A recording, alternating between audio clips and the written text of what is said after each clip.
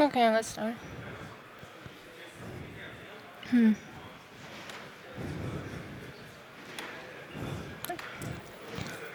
Hi everyone, my name is Lena. I'm an Android developer at Developers, a small company based in Dresden. It's south of Berlin. My goal here is to talk about my experience developing two KMM apps. My story with Kotlin Multiplatform started about a year ago when I first was told about this promising young technology that was meant to simplify the life of mobile developers.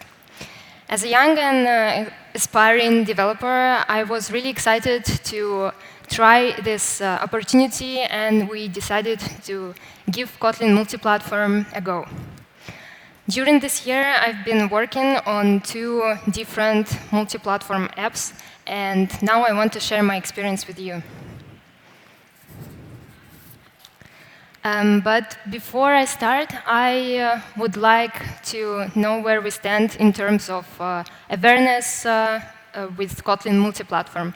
So I would appreciate it if you interact a little with me and exercise a little bit after lunch, and raise your hand if you had heard about Kotlin Multiplatform before you read the schedule for this conference. And now, please keep your hand up if you had already tried Kotlin Multiplatform. OK, thank you. It's really nice to know that so many of you have already known about Kotlin Multiplatform, and I hope that my talk will inspire more of you to try it. In my talk, I will go over the following topics. First, I will briefly remind you what Kotlin Multiplatform Mobile is and what other similar cross-platform technologies there are.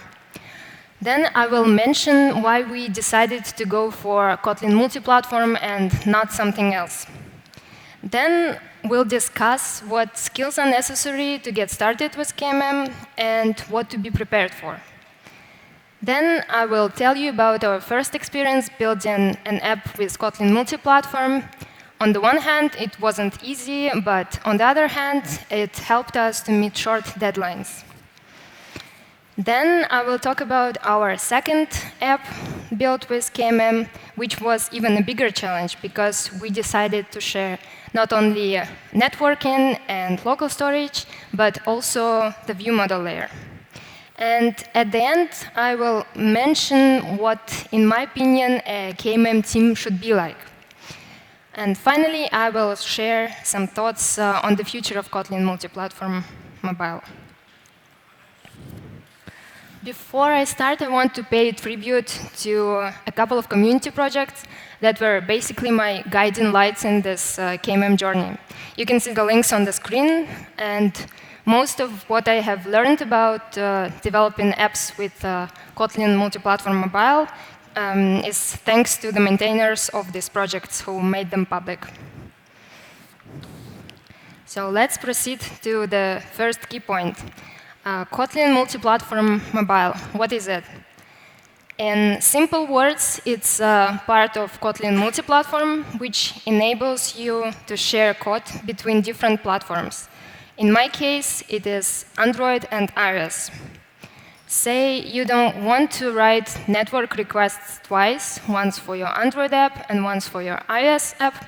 So you can use, for example, Ktor library and write all your networking requests in the shared code, and then use those requests on both platforms, Android or iOS.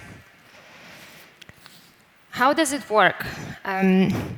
Generally, all the magic happens thanks to Kotlin compiler.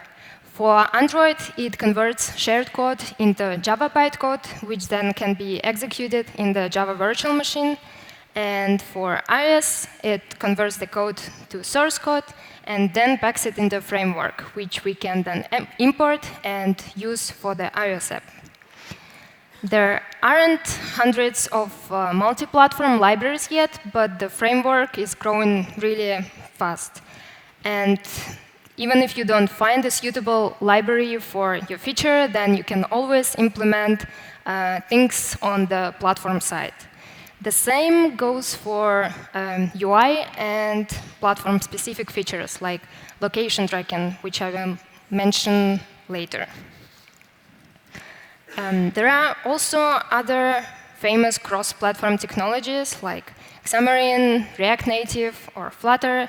So why did we decide to go for Kotlin Multiplatform? First of all, Kotlin being the recommended language for Android development would probably be the go-to choice for any other Android Kotlin developer like me. But setting the language preferences aside, take a look at this comparison by TouchLab. To put my 2 cents in, I have tried Flutter a couple of years ago, and I felt like I was developing in a completely different environment. The error messages were cryptic, and I even had to use third-party libraries for some UI features like time pickers. It made me feel uncomfortable, and this time the choice which technology to use for me was basically between React Native, Xamarin, and Kotlin Multiplatform. So this comparison persuaded me that even though Xamarin and React Native are well-grown frameworks which would be easier to use and have bigger communities, I felt like Kotlin Multiplatform had greater potential and utility. So we decided to start building our first app with Kotlin Multiplatform, and the first weeks I spent researching the technology and looking for some sample projects. At the beginning, my hopes were high, and I was really excited about Kotlin Multiplatform and the fact that I could try it out. But then suddenly the frustration started to creep in. The documentation was missing, and the official project was outdated, and I had to spend hours fighting Gradle build files just to make the project run. Personally, I had been developing Kotlin before, and I had some experience with Gradle files, so I was kind of prepared. But I can imagine how much more difficult it is for iOS developers who had never had any exposure to Kotlin before. So if you're an iOS developer, then if you start with Kotlin Multiplatform, you have to be ready to dive into this new framework and even learn some Kotlin. And no matter whether you're an iOS developer or an Android developer, you definitely have to be patient and assertive, because working with experimental features is no piece of cake. However, the feeling that you get when you make some experimental technology work is incomparable to anything else. It's like this meme, but amplified 3 times. When we started working on our first app, I was working alone, waiting for our iOS developer to join later. So I was really into experimenting with stuff, adding different libraries, and the Android app was growing quickly, and everything worked perfectly until the iOS development started.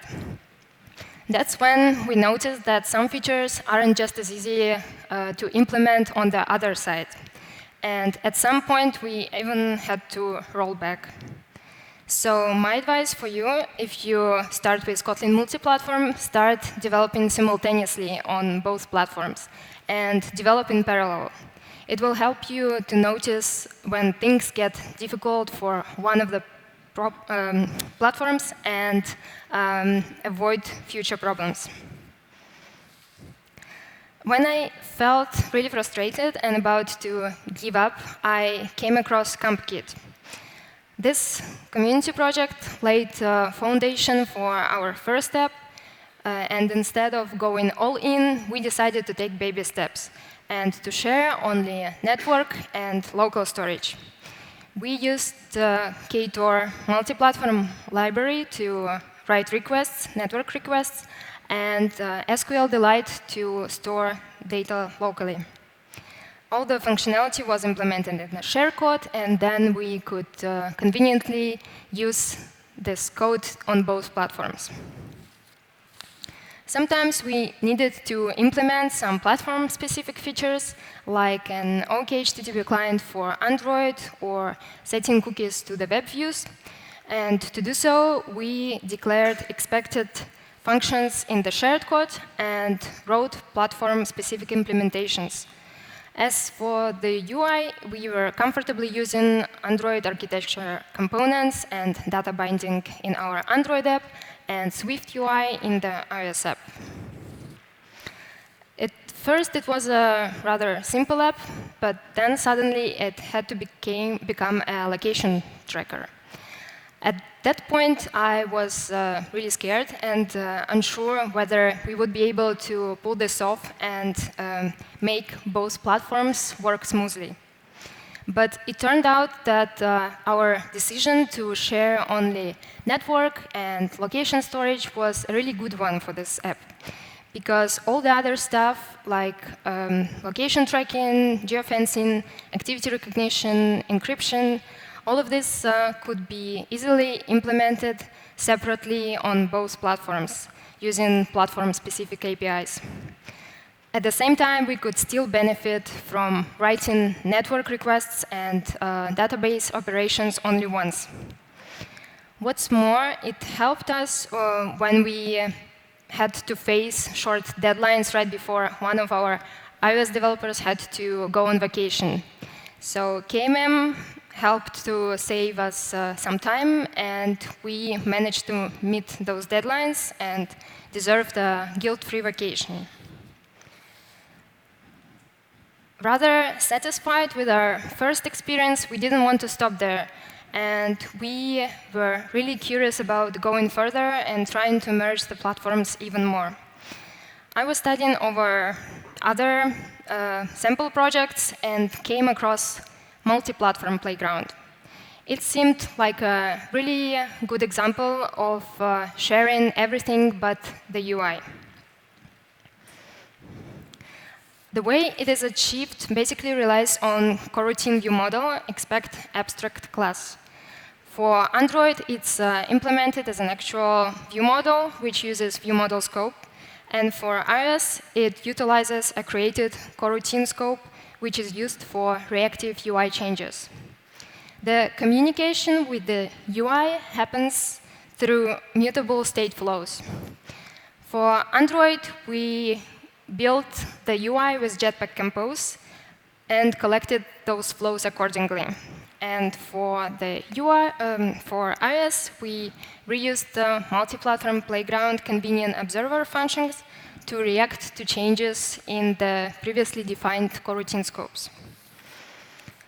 Unlike our first app, this one didn't require many platform-specific features. In fact, it is a rather UI-heavy app with a lot of images and user interaction. So here I want to accent Jetpack Compose and its symbiosis with Kotlin Multiplatform. Thanks to Jetpack Compose, building UI for our second app was much more fun than for our first app.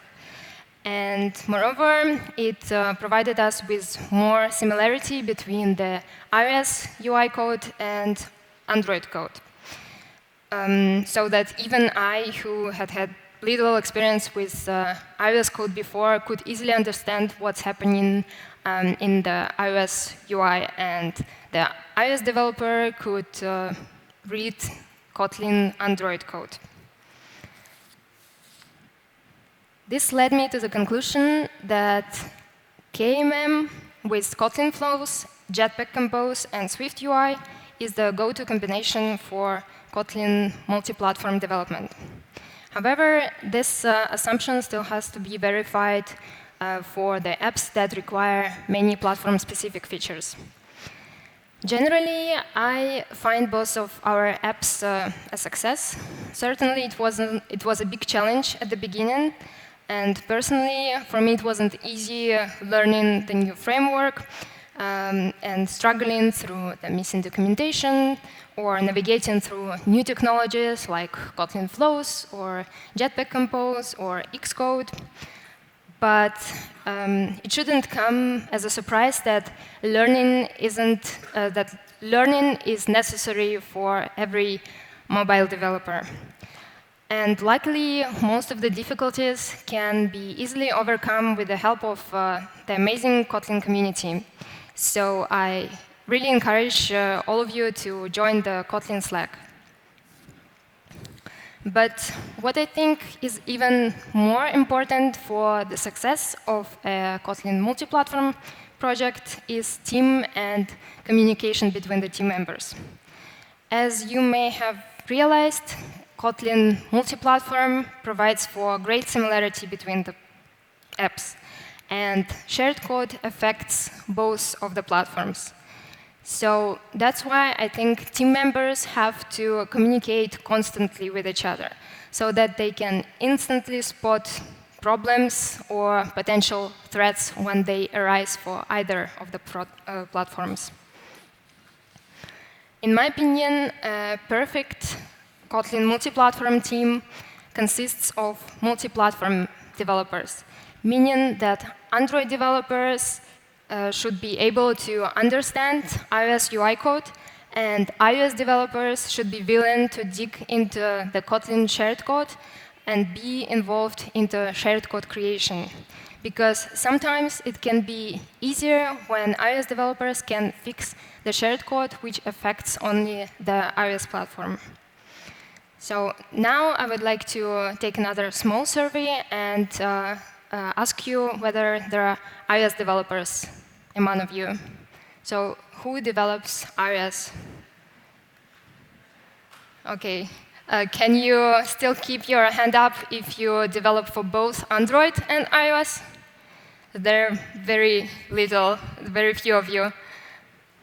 It's interesting to know that there are so few fighters, because I think that KMM is definitely more challenging for iOS developers and requires a kind of fighter mindset, so that the person should be really willing to learn and overcome challenges that come with Kotlin multi-platform. So from my point of view, being a jack of all trades is kind of a prerequisite for multi-platform development. Another important thing that is essential for multi-platform projects is a competent and knowledgeable project manager who can link developers and clearly communicate what has to be done, what has already been done, and what can be shared, so that the code isn't duplicated. Also, if the project lacks multi-platform developers, then it may be an option to employ more Kotlin developers, so that the work and time that is needed to develop both apps is more or less equal on both platforms. What's more, KMM is still experimental. It means that we are experimenting with it and trying to find the optimal use. So what is the best technology stack, or what is the best architecture? All of this requires that the projects are led by experienced software developers, which can push the project further and knows the difference between the good code and the bad code. My experience led me to the conclusion that code reviews are essential for any project with experimental features. Finally, I want to talk about the future of KMM. Given my experience with these two apps, I personally see great potential in this technology. And as I have mentioned before, it has several competitive advantages against other technologies.